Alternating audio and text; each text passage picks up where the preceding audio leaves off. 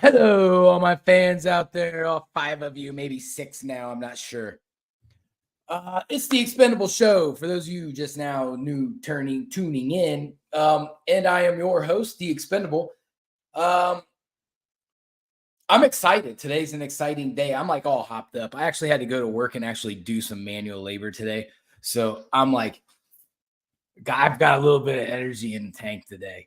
I should be tired, but usually I don't do anything but sit around and tell people what to do.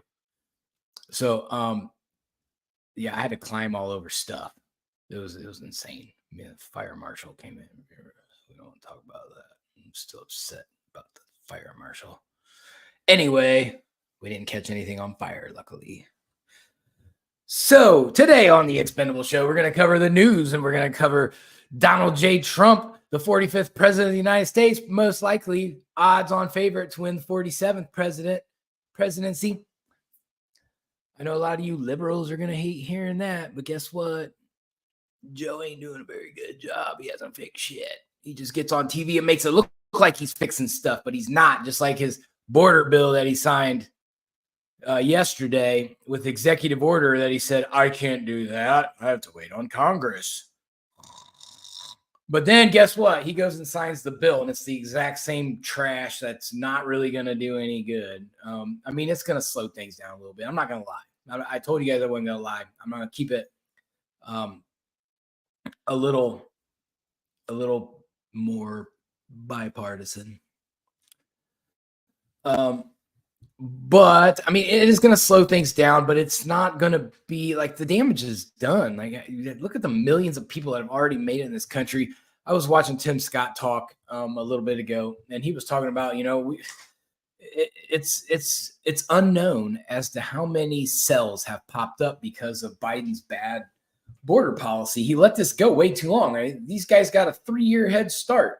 And now in an election cycle, something that he thinks is going to get him some votes heading into the election, he wants to sign an executive order he could have just done on after his second week in office when he realized repealing Trump's border policy was a bad idea. Like, it took you almost 4 years, Joe. Come on, man. Don't try to play us. This ain't playtime. You're destroying the country. Look at Chicago. He done made the African American communities mad because he's diverting all of their government assistance is going towards the immigrants and not towards the at-risk communities. Like, how do you make the community worse than what it was? Like, those people need that money. They need the assets to improve their lives. So that's not helping him. Same thing in New York. That's why Trump had a huge Bronx rally that was making the liberals mad. I don't think they understand. Like, Republican or Democrat, people are affected. They're affected by Biden's bad policies. It's not something that's succeeding. He's not succeeding. It's not like this is like Barack Obama and he's course correcting, or Bill Clinton did an excellent job of course correcting. And Biden's not doing it. He's just creating an election cycle scam to shut everybody up so he can get reelected. And it's not, I mean, to me, I look at politics all day, every day. So I see what he's doing. You can go back to the last 4 years of every 4 years, and you can see every politician has an election cycle strategy to boost a few votes here and there, especially from the independents. That's usually the target.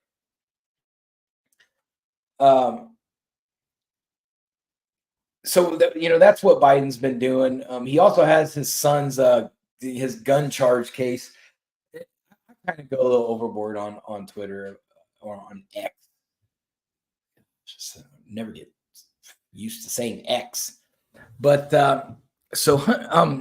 I refer to Hunter Biden's case as the gun trafficking, drug trafficking, human trafficking case, because that's what he reminds me of. They're like the Bidens are an international crime syndicate, and the liberals can point the finger. And I saw somebody on my Twitter page that had a meme up of Al Capone, and it was making Trump making a statement like he was Trump, like Trump's Al Capone. For one, if you go read or listen to my podcast or go read my book, my first book, From the Mouth, that was a lot of fun to write. I just kicked my desk. But that was a lot of fun to write because I got to say what I think we can do to fix this country. And it was put a lot of thought into that. But anyway, there's nothing wrong with organized crime. I'm just going to say half the stuff they're doing to Trump, it wouldn't happen if the Italian mob was still doing their thing, or if the Irish mob was still doing their thing, or even the black gangs, the Bloods, Crips, Vice Lords, all those GDs, if they were more organized and like they used to be, these things wouldn't be happening because there's a balance that has to happen. And I know a lot of people are going to look at me and go, Eric, you're insane. But it's statistically correct for me to say that. You can go look at any city that has had an active organized crime unit, and you will see that the police they walked a little bit further back on their heels. The crime syndicates controlled what kind of crime happened, and you can politic with that. You can't politic with what's going on now. It's a free for all. Joe Biden has created a free for all.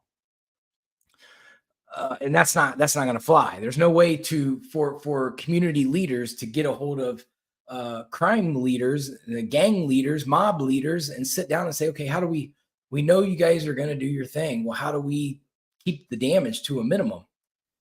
That's kind of stuff used to happen, and it doesn't happen anymore because we don't have that leadership anymore. So there's no accountability for your local governments to have anything to fear. They don't fear us. They have us so divided that they don't fear us because all they got to do is just throw some gasoline on the fire and we'll fight each other.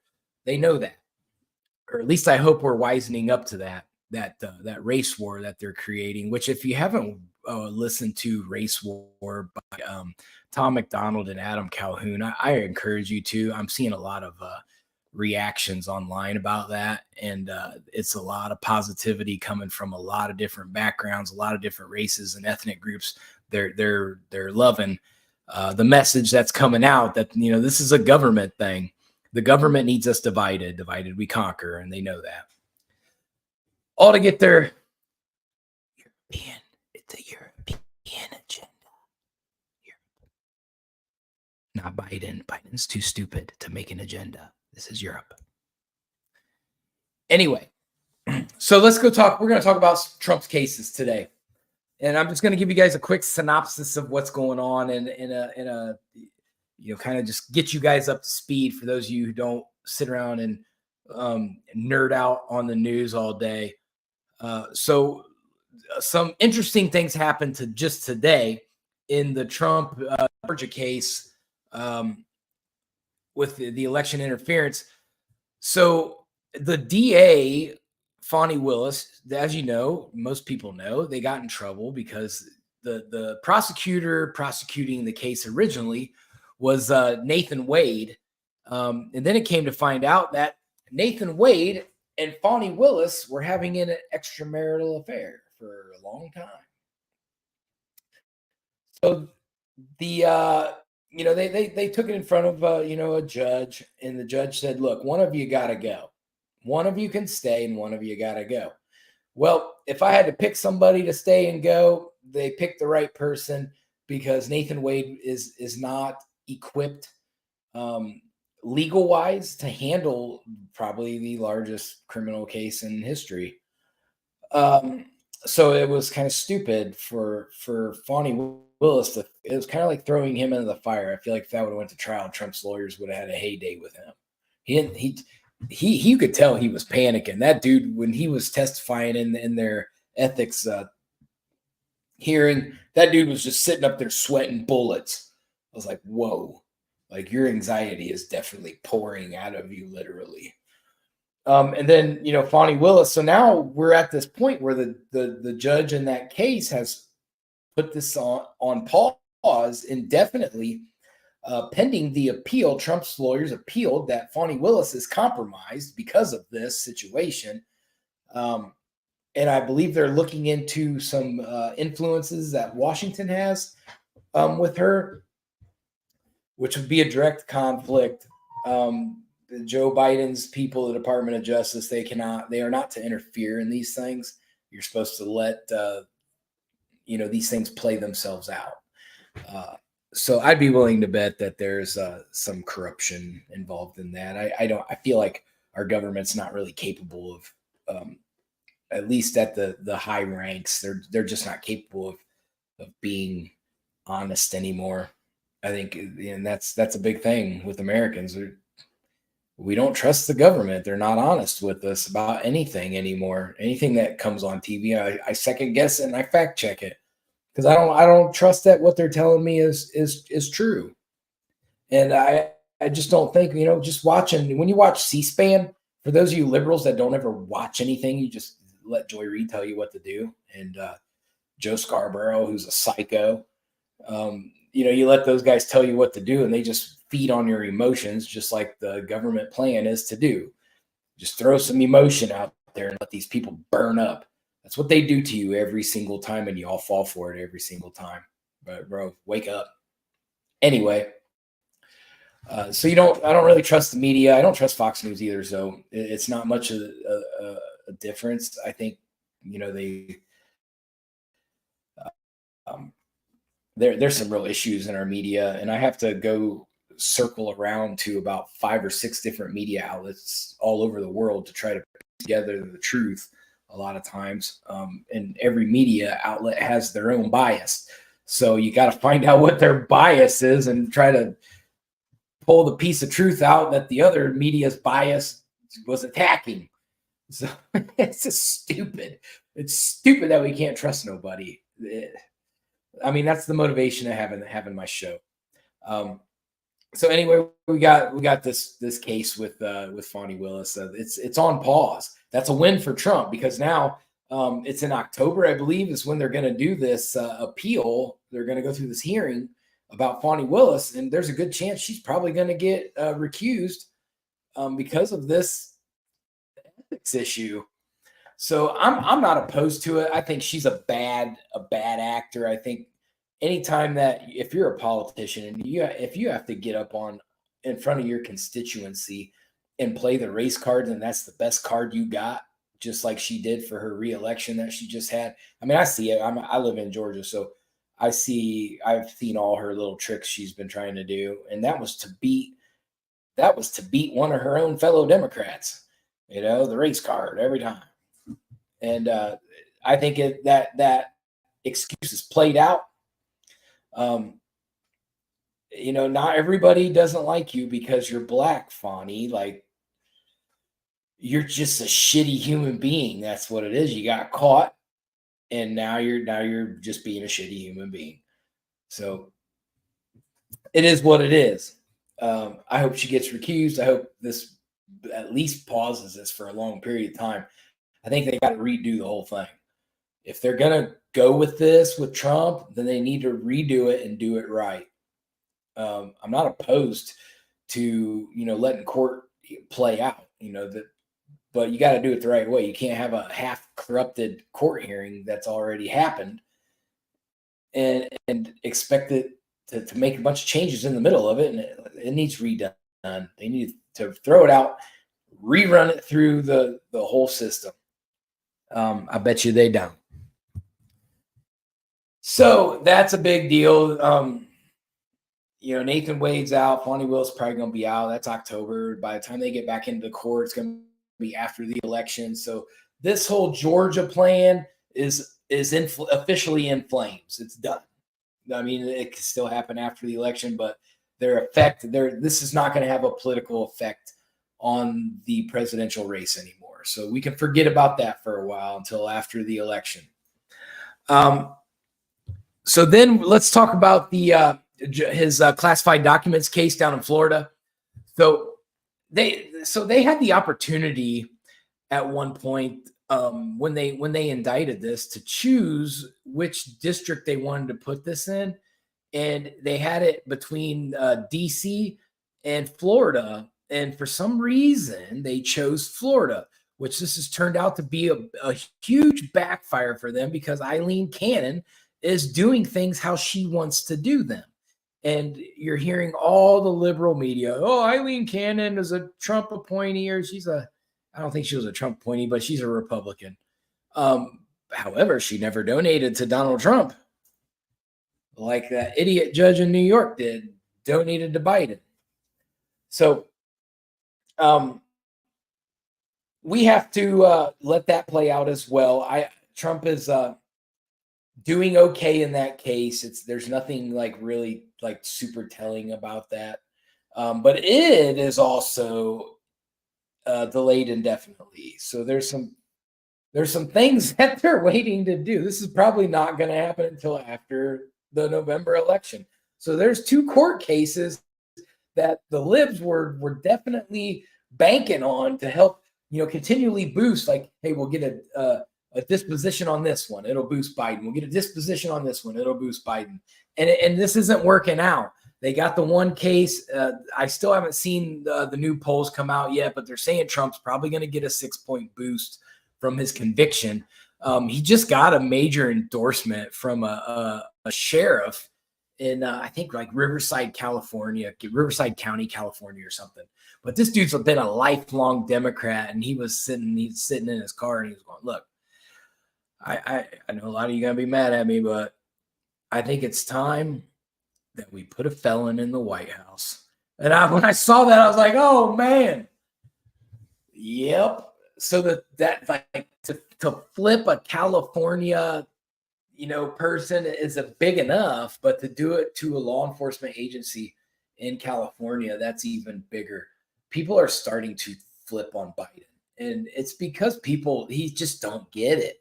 He don't get what we're struggling for. He don't get what he did that's causing us to struggle. Everyone's blaming him because everyone was fine before Biden took office. And that's what he's not understanding. He's just sitting there and gloating all day about how hard the Green Act and I did this stupid act and all this stuff that's not working. It was part of that European is evil. The European Green Deal. Everything bad in this country is a direct result of Europe. And talk about that later. Part of my book, my new book, The Swiss Effect, coming to stores near you. Get it, so you don't not know what I'm talking about. But I'll give a little serious thing about my book after I'm done. So there's that, and Judge Cannon is basically conducting her court as she is permitted to run this court at her pace. So she's taking her time, making sure she's getting things correct, making sure her rulings are proper and correct. And if they get appealed, that she has, a good chance of winning those appeals. I feel like she's running a good case. She's not letting outside influences run all over her. So we're just kind of waiting on that case too. It's going nowhere right now. So, it is what it is. And then we've got the election interference case. Is that one? That one's in DC, but that one's being held too because they're waiting on this immunity ruling that Trump filed, and everybody's trying to figure out how to make his immunity not happen. That one, so a lot of the liberal media says, oh, this is our strongest case. But that's your weakest case. There's zero evidence that Donald Trump incited the January 6th. This is stupid. It's stupid. If you listen to his speech in its entirety, you will not hear him even indirectly or subliminally or with any kind of signage say, get to the Capitol quick. We've got to kill Mike Pence and attack Nancy Pelosi. That happens at 0 point in his speech. He says, go to the Capitol. Let's make our voices heard. Do it peacefully. We are going to be peaceful. We are the party of law. and things transpired, but that is not a direct result of Donald J. Trump. That is emotional people that it felt like that it wasn't a correct thing. Plus, they were antagonized by what I believe to be the feds. There's no official for entertainment purposes only. I think that's what I'm supposed to say. Whatever. Stupid lawyers. Anyway, so that's freedom of speech. It's diminishing by the day, I promise you. So that case isn't really going anywhere either. They would be smart to just grant him the immunity and throw this case out. This is where it needs to go. Trump's got all these cases won, even the one he was convicted in. Trump's not going to be a convicted felon for an entire year. He's going to get that overturned. There's so many flaws in that case, as we discussed last week with Shauna on the show. So also, Hunter Biden's case is going on. There's a lot of court happening. Taxpayer money is getting spent in court, I promise. So I'm going to give you a quick update of the Russia-Ukraine war. So there is a report that was verified today that Ukraine did fire some missiles at Russia, and they landed on Russian soil that had the United States of America's name all over it. So now we will sit and we will see what the old Vladimir Putin is trying to do. In the meantime, I read an article that NATO is starting to move troops close to the Russian border. I saw a number around 300,000. So this is going to potentially, if Putin starts seeing a lot of people, a lot of weaponry close to the Russian border, he is going to react.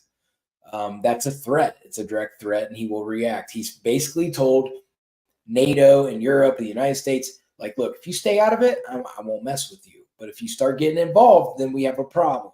And now you're starting to see them get involved. They're encouraging Ukraine to bait Russia to attack somebody in the UN. And that's going to cause a problem. And so if this thing pops off, I'm not blaming Russia. I'm blaming the United Nations, because they made the decision. NATO made the decision. The United States made the decision to antagonize the bear. I'm not doing it. This is why Trump needs to be president, because Trump's not going to let that happen. He's going to say, hey, you guys are on your own. If we would sit here and we would say, Europe, you're on your own. You deal with Russia. Like, we don't have no beef with Russia. I'll guarantee you Europe goes and hides in their cave, because every one of those countries is led by a bunch of cowards. We get robbed by them on a daily basis.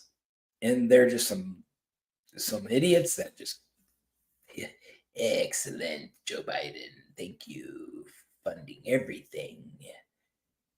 Thank you for funding our socialist movement. And so there's that. I wanna say more, but we'll get to it. Next thing in line. So we're going to see what happens with this Russia thing in the next few days and see if there's any kind of retaliation. I would expect something to happen. I don't know if it's going to be the pop off of World War III, but I do think Russia will retaliate in some kind of way. I believe that they have some targets probably planned out that they're going to try to strike. That would be my guess. I wouldn't, if I was Putin and I had what I had, and this is the richest that the country's been ever. So I would utilize my resources while I have them. I want to touch real quick on Caitlin Clark. So just for the record, I was not a Caitlin Clark fan when she was in college. I'm from Ohio. So OH. And I don't, Caitlin Clark beat us in late in the season. That kind of got Ohio State girls off their mojo there for a while. We kind of fizzled out in the NCAA tournament. So I really didn't like Caitlin Clark. But because I think she shoots a lot of shots, and she just seems like even when she's off, she's still fire away. I'm like, how do you go for like two of 15? Like, stop shooting. Let somebody else shoot that's hitting. I don't ever understand that. If you ain't seeing the hoop right, pass the freaking ball. Um, but Caitlin Clark has been taking a beating in the WNBA. And I'm not going to get into specifics because I believe that I'm not going to sit here and baby Caitlin Clark. You know the deal. You've been playing ball a long time. You know what tough ball. You went to Iowa, for God's sake. What's one of the toughest places to be for an athlete? Iowa. They do everything the hard way. So I don't feel sorry for her. I do think that the WNBA players need to back up off of it a little bit, just simply because Caitlin Clark is your LeBron. And I don't want to compare her to LeBron and say she's as good as LeBron, but she brings marketing to your league. So if you continually beat on her every single game, eventually she's going to go on the injured list. And you know what? When that happens, your 13,000 fans that come watch you play basketball are going to go away. Do you understand? Because people come for Caitlin Clark. They didn't come for Angel Reese. They're not coming for Sabrina Ionescu. They're not coming for Diana Taurasi. They didn't come for Brittany Griner. Maybe one game when she first got back into the United States after she FAFO'd in Russia. So maybe you should treat your asset a little bit better. That's how you should look at her. She's an asset because she's not only going to increase her revenue, she's going to increase the profit share of the WNBA, which is going to allow more cap space for you to get paid more, which you guys complain about all the time. But if you destroy the one thing that helps elevate your league, in the meantime, Caitlin Clark, she's not being a whiny pants about it. I want to say more bad words, but I'm not fired up enough. But she's not whining about it. So if it ain't broke, don't fix it. She says she's prepared for it. So kudos to you, Caitlin Clark. I'll give you some props on that. But ladies, let's not destroy your asset. This is your chance to build your league. Let it happen. Or be stupid and destroy it. It'll be all on you. Be moron. I don't care.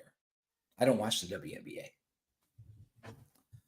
I'm just saying, money-wise, marketing-wise, I don't think about nothing except money. So I'm going to end the show with finishing, bringing up a few things. Like I keep, dodging things in my book. But I on a serious note, everybody, like we're in a crucial time. And I talk about this a lot on every platform that I'm on. We are in a crucial time. And I follow a page called Our Country, Our Choice. And a friend of mine turned me on to it. It's ran by a Colonel Douglas McGregor. Me and him are kind of on the same page about this whole thing. We have a globalization problem, the global list per se. And so I keep, I'm trying to drop you like obvious hints as to what I have found in my research. Our problem is not Republican versus Democrat. They want us to because this is an easy divider of people. And with the way things happen with Trump, this is all set up to continue the division. So I want to urge you before we all get into these political wars. I don't really get all upset about things. I'm just as guilty. I feed the fire because I like to antagonize. I antagonize everyone. If Shauna was here right now, I'd antagonize her. So And then maybe that makes me a bully. I don't know. Cancel me. But anyway, my book is meant to be a warning that if we don't start opening our eyes to the grand scheme is not Joe Biden. The grand scheme is not Barack Obama. Me and my dad argue about this all the time. He says, "Oh, but Obama pulling the strings." Obama is not pulling the strings. Obama's like a used car salesman in this whole scheme of things. So when we look at this, the real shadow government, the real power brokers, people like Klaus Schwab, who go in front of his own organization, the World Economic Forum that he founded himself, and he gets on there and he says, people will have nothing and they'll be happy about it. Or we're gonna take away ownership of things. That's a problem. And that is what is radiating over to us as United States citizens. This is infiltrating us like the Beatles. And we're not stopping it. Look at our Congress. We have admitted socialists in our Congress. When we talk about threats to democracy, how can you not look at an admitted socialist as a threat to democracy? That is an exact threat to democracy. Because do you think a socialist is going to adhere or back the United States Constitution? No, they're anti-Constitution. The Constitution is anti-socialist. And you get these liberals that are like, "Well, then you don't believe in Social Security." Social Security is not a socialist program. We work hard to pay into Social Security. It is an investment policy put in place that we pay for our retirement. It is not a socialist program. Welfare is. We pay for it with taxpayer money, but it is given. It is given out. Nobody works for that. We did, but it's not its own entity deductible out of our paycheck. It's not itemized. It is part of budgets. And I'm not saying that, those programs aren't relevant or they're not good. Because they are. They serve a purpose that people have tough times. So those programs are necessary. And I don't have a problem of my taxpayer money going to single moms that are struggling, or to dad who's just out on his luck. The job shut down and now he's out of a job. I don't have a problem with those things, because we, as a government of the United States, we have the responsibility to take care of our United States citizens. So I don't have a problem with that. Well, a socialist policy is forgiving student debt. Who paid for that? Where did they divert money from? Because it's not forgiven. It's not forgiven. The money, the payments were diverted to somewhere else. Something paid for it. What that is, we don't know, because Joe Biden is the most transparent president ever. So we have to regain control. We have to be smart and stay ahead of this movement. They're already deeply infiltrated in our country. And we have to do a better job of verbalizing. What I encourage all of you people, whether you're a Democrat or you're a Republican or you're an independent or you're a fucking spaceman, it doesn't matter. What I encourage you to do is to find your freedom base. Find the parts of the Constitution that you live by and protect them with everything you got. Because I promise you, the plan is for Europe to come take it from you. I did a lot of work for this book. I went down a lot of rabbit holes, found things that they put out there in plain sight. But you can't utilize it until you find the other 5 pieces that are hidden in other places. I've been able to find all those pieces and put this puzzle together. We have a lot. The evil's coming. It's coming. And I'm not saying that on a biblical sense. And I may be saying that on a biblical sense at the same time. But evil's coming for our Constitution. It's coming for our civil rights. Me personally, give me liberty or give me death. I'm not going to stand there and let it happen. I come from a family of farmers, a family full of small business people. My ancestors didn't go through the things they went through for Europe to come over here and steal it. So everybody think about that. And I want you to all make sure that you know where your kids are at. Know your surroundings. Pay attention to things because the world's changing. And we all need to be aware and know what we're going to do when those changes happen. Or what do we have to do to prevent the changes that aren't for American people? I have a plan. I know what I'll do. And I put a lot of thought into this. So be safe. Let's be kind to each other. Democrat or Republican, independent, spaceman, it doesn't matter. Humanoid, lizard king, doesn't matter. Be nice to each other. There's enough violence in the world. I want to turn on the news one day and see nothing. That's my goal. So everybody take care out there, and I will catch you all on the flip side. Peace!